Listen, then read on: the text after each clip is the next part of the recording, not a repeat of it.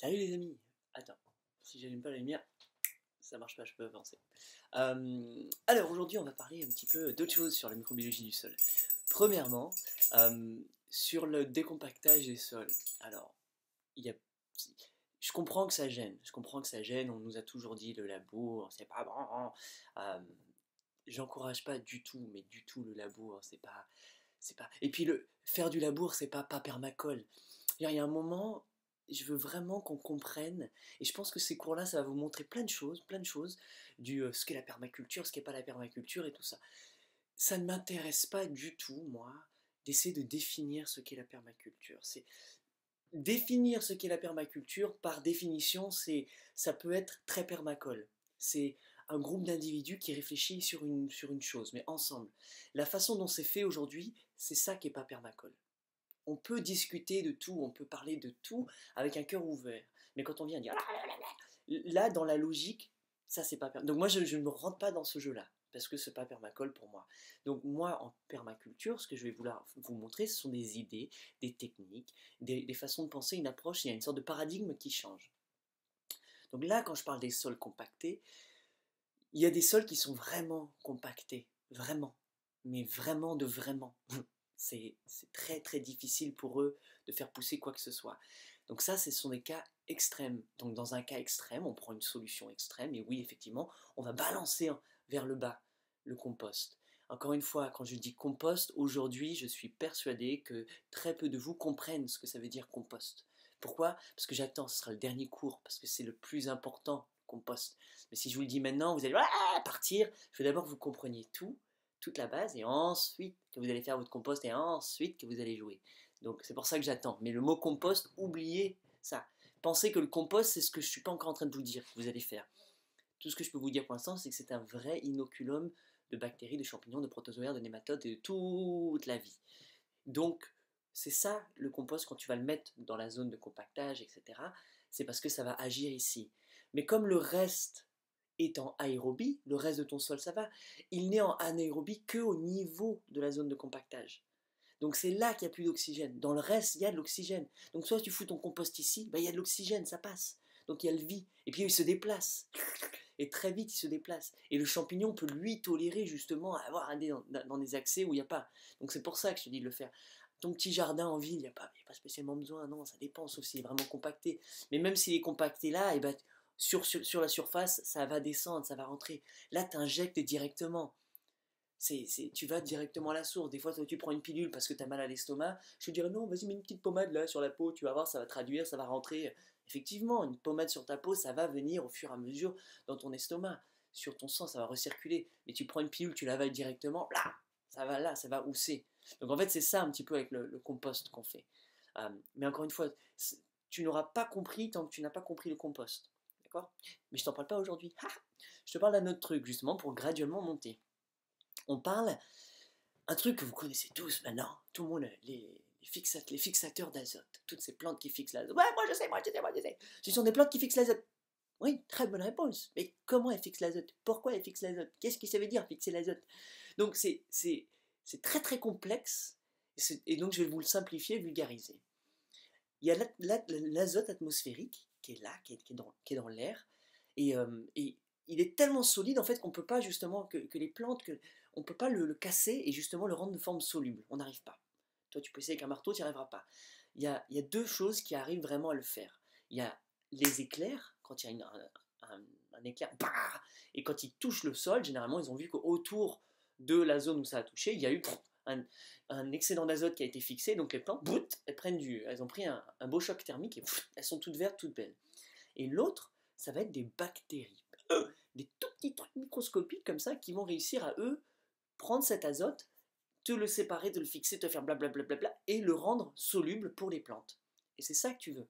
Donc, dans les légumineuses, dans toutes les plantes qui sont fixatrices d'azote, elles vont techniquement, elles travaillent dans la vraie vie, elles sont en symbiose avec des bactéries qu'on appelle tu connais, les rhizobiums. Donc les rhizobiums, ce sont des bactéries qui vont là, et au niveau des racines, elles sont là, et pop, elles vont se mettre sur les racines, elles vont rentrer donc en symbiose, et elles vont créer une sorte de petite nodule. Donc sur la racine, tu vas avoir une petite boule. Et dans cette boule, qu'est-ce qui se passe? C'est qu'ils sont des milliers, des milliers, des milliers de rhizobiums à se reproduire, à se reproduire. Ils sont tous les uns contre les autres. Et comme ils sont très serrés, ben, au milieu, là, tu vois, il y a mon œil, à l'intérieur, il y a une zone en anaérobie. C'est-à-dire qu'ils sont tellement serrés que juste à l'intérieur, il n'y a plus d'oxygène qui passe, il n'y a plus assez d'oxygène. Et donc là, ils sont en train de te faire une sorte de potion magique, etc., où il y a justement l'azote qui est en train de se faire. Et en fait, eux, après, ils rebalancent très peu par rapport à ce qu'ils produisent, par rapport à ce qu'ils fixent pour eux-mêmes. Ils rebalancent de l'azote. Ce qui veut dire que la plante elle-même, même les feuilles de cette plante, les fixatrices d'azote, tu vas avoir la luzerne, les pois, les fabacées, etc. Même dans des arbres, des buissons. Donc plus la plante est grosse, plus elle envoie des racines, plus elle va fixer l'azote. Et quand c'est des petites, le trèfle aussi fixe l'azote. Donc eux, ils vont être chargés d'azote sur eux-mêmes. Donc ils vont être riches en azote. Donc ça, tu vas en avoir besoin pour ton compost, des plantes riches en azote. Et dans les nodules, c'est une mine, c'est une bombe d'azote, c'est une bombe de rhizobium dedans.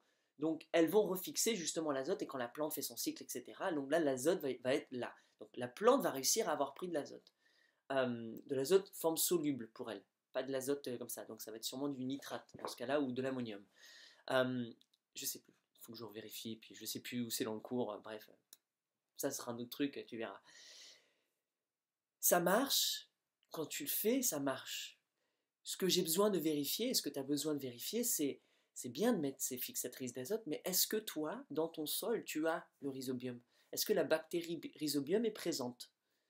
Si tu n'as pas la bactérie rhizobium présente, ben, la plante, elle va pousser, elle va faire son truc, mais tu n'auras pas justement cette qualité de fixation d'azote. Tu ne vas pas avoir ça. Ah, mais comment je fais pour regarder si les rhizobium? Bon, soit tu prends un microscope et que tu regardes ton sol, et pop, tu dis, ah bah tiens, il y a le rhizobium. Sinon, tu vas arracher un trèfle, tu vas arracher un truc comme ça, et dans la nodule, tu vas couper la nodule, tu vas l'ouvrir, et tu regardes. A priori, à l'intérieur, il faut que ce soit dans le rouge. Il faut que ce soit plus ou moins rouge. Si c'est noir foncé que ça pue, c'est pas spécialement le bon. Donc il faut que ce soit rouge en l'ouvrant. Quand c'est rouge, c'est que tu as la présence de rhizobium. Donc c'est qu'elle est là, c'est que tout va bien, et c'est que oui, effectivement, le cycle se fait, que l'azote se fixe, et que tes plantes fixatrices d'azote sont, elles, riches en azote. Donc ça, tu vas avoir besoin de savoir ça quand tu vas faire ton compost. Parce que ton compost, tu vas avoir besoin d'un certain ratio, d'un certain pourcentage de ces plantes hautes en azote. Donc maintenant, la meilleure façon de rajouter du rhizobium dans tes sols, pour être sûr qu'au moins il soit là, c'est le compost. Et ouais, quand tu fais un vrai compost, tu as plein de types de bactéries et en grosse quantité et plein de champignons en grosse quantité. Donc, c'est un petit peu le remède magique pour tout. À chaque fois, tu vas remettre du compost. Donc, en remettant du compost ou du thé de compost, et ça on en parlera donc sous forme liquide, tu vas justement réinoculer ton sol avec toutes les bonnes bactéries et le rhizobium. Donc, quand maintenant tu vas planter du trèfle, quand tu vas planter une fixatrice, ben, tout de suite, immédiatement, ça va être pris. Ça va être pris par le rhizobium, la symbiose va rentrer et boum, ils vont commencer à fixer de l'azote. Donc c'est là où c'est vraiment intéressant. Donc imagine maintenant, toi, quand tu trouves une nodule autour de chez toi, et le rhizobium, il y en a partout autour de chez toi, c'est clair, il y en a partout. Si tu regardes, si tu vas voir des arbres, tu vas voir des trèfles, c'est peut-être pas là, mais dans le champ à côté, ou peut-être à côté. Donc il y en aura sur autant les feuilles des plantes qui fixent l'azote, que dans les racines, dans les nodules. Sauf si ton terrain est complètement vide. Mais il y a les voisins en auront, c'est clair et net, tu le trouveras, donc tu trouveras tout localement. Oui, tu peux acheter ça sur internet, il y a des gens qui vont te vendre des inoculums de rhizobium, machin. Mais pourquoi? Pourquoi tu as tout chez toi? Je suis désolé, ceux qui vendent du rhizobium, c'est un super business, un bon business, continuez, il y en aura toujours qui vous en achèteront. Par contre, tu as tout autour de chez toi. Donc c'est un petit peu ça qui énerve et qui porte à la confusion, c'est que, donc Dr. Elaine Ingham et par conséquence Bababer, on n'a rien à te vendre. J'ai aucun produit miracle à te vendre. J'aimerais avoir des trucs à te vendre, ce serait vachement plus cool, mais j'ai rien. Moi, je te partage, je te vends, entre guillemets, un savoir, une technique. Une technique que je t'apprends une fois, et qu'après, tu n'as plus jamais besoin de me voir. Plus jamais, sauf pour boire un café. Ou alors, tu as besoin de moi en tant que consultant, et là tu as besoin de moi plus souvent, et là il faut que je vienne, prenne ton sol, que je regarde au microscope, que je prenne beaucoup de temps pour t'expliquer tout ça. Je vais te réexpliquer plus ou moins les mêmes choses que je vais t'expliquer dans cette vidéo. un petit peu plus en détail, etc. Parce qu'on pourra tu vas me poser des questions spécifiques à ton terrain et je vais t'aider. Mais ça ne me branche pas. J'ai plein de choses à faire, des choses fascinantes, j'ai plein de jeux à faire ici, que c'est pas ce que je veux. Donc moi, mon intérêt, c'est de faire comprendre la mécanique, la logique de tout ça, et que toi tu le fasses, tu sois complètement libéré. Donc tu n'as besoin d'acheter à rien du tout, à rien, que ce soit de la chaux, que ce soit des inoculums, que ce soit des micro-organismes, que ce soit à rien du tout. La seule chose, et vraiment la seule chose, parce que c'est là où c'est le plus difficile, ce serait du champignon mycorhizien, donc en sport. Ça, c'est la seule chose que tu vas pouvoir. Il y a d'autres façons de le faire et on t'expliquera, mais ce serait vraiment la seule chose que peut-être peut être plus difficile à obtenir. Tout le reste va être chez toi. Donc c'est ça. Donc autour de chez toi, tu as des plantes fixatrices d'azote qui sont déjà inoculées de cette bonne bactérie, donc le rhizobium, et plein d'autres. Et donc quand toi tu vas apporter ces trucs-là, ou même juste les nodules, carrément, la nodule c'est une bombe de rhizobium. Tu prends une nodule, tu la jettes dans ton compost, le compost se remplit de rhizobium. Donc ton job c'est de trouver une nodule, on va dire.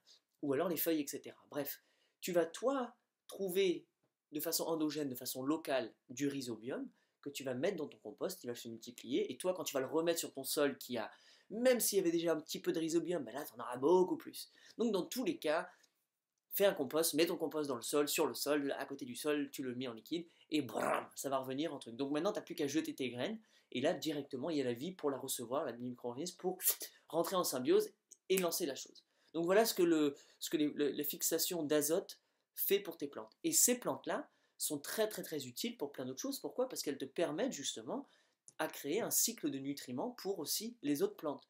Donc l'azote va être en quantité suffisante pour elles, pour tout le monde. Et donc c'est pour ça que tu veux un petit peu les implanter ici et là dans ton terrain. Plus la plante est grosse, comme je te dis, plus c'est un arbre, plus il y a une grosse action. Sinon, tu peux demander, tu peux mettre des cibles d'atterrissage et tu demandes aux éclairs de venir taper là. C'est aussi une solution. Je suis en train de faire des essais pas concluants, donc tant que ça n'a pas marché, je vous le dis pas. Voilà, donc voilà plus ou moins. J'espère que c'est clair. À chaque fois que vous allez mettre plein de questions, je pense que le plus facile pour moi, c'est d'y répondre dans une autre vidéo, parce que ça vient dans tous les sens, il y a beaucoup de questions, donc voilà. Le suspense, hein. Le compost, ça va vraiment vous transformer votre vie, et je vous le dis maintenant, on va faire tous ensemble, et si vous le faites pas, je le fais tout seul, je m'en fous. Euh, je veux faire du compost un acte culturel, un acte beau, un acte d'amour. Et je veux rendre le compost, faire que le compost entre dans la culture globale de tous, de tout le monde. Donc on va réussir à le rendre cool. Je vais vous coolifier le compost. Vous allez voir comment. On est le quoi? On est le 13 février. Bon anniversaire à tous ceux qui sont nés le 13 février. Aujourd'hui, je vous l'annonce, on va rendre cool le compost, et ce sera quelque chose qui sera à l'école, que tout le monde comprendra, et ça va être beau. C'est cool, hein? Allez, sur ce, belle journée, et vive le thé au gingembre avec du citron.